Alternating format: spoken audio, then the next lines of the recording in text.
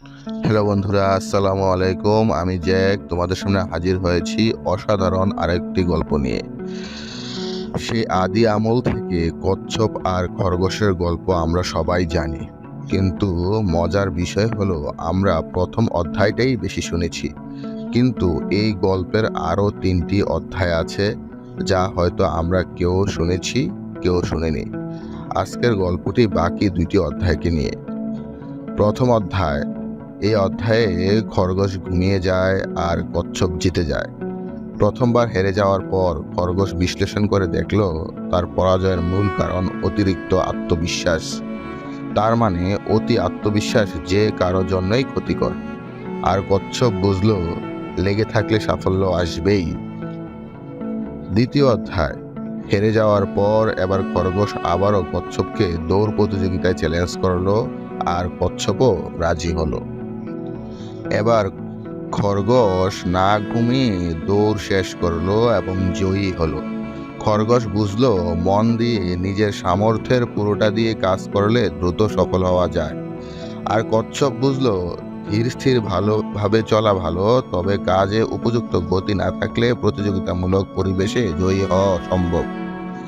তৃতীয় অধ্যায়। কচ্ছপ এবার খরগোশকে আরো একবার দৌড় প্রতিযোগিতার আমন্ত্রণ জানালো। খরগোশও নির্দ্বিধায় রাজি হয়ে গেল।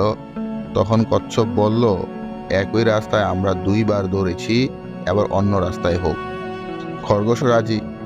অতএব নতুন রাস্তায় দৌড় প্রতিযোগিতা শুরু হলো। যথারীতি খরগোশ জোরে দৌড় শুরু করে দিল। কচ্ছপও তার পিছন পিছন আসতে শুরু করলো। কচ্ছপ যখন খরগোশের কাছে পৌঁছালো, দেখলো খরগোশ দাঁড়িয়ে আছে, কিন্তু দৌড়ের শেষ সীমানায় যেতে পারেনি। কারণ দৌড়ের শেষ সীমানার আগে একটি খাল আছে। কচ্ছপ খরগোশের দিকে একবার তাকালো, তারপর তার সামনে দিয়ে পানিতে নেমে খাল পার হয়ে দৌড়ের শেষ সীমানায় পৌঁছে প্রতিযোগিতা জিতে গেল। খরগোশ বুঝলো শুধু নিজের শক্তির উপর নির্ভর করলেই হবে না, পরিস্থিতি আর বাস্তবতা অনুধাবন করাও ভীষণ প্রয়োজনীয়। আর কচ্ছপ বুঝলো প্রথমে প্রতিযোগীর দুর্বলতা খুঁজে বের করতে হবে, তারপর সেই অনুযায়ী পরিকল্পনা করতে হবে। গল্প কিন্তু এখানেই শেষ নয়। চতুর্থ অধ্যায়।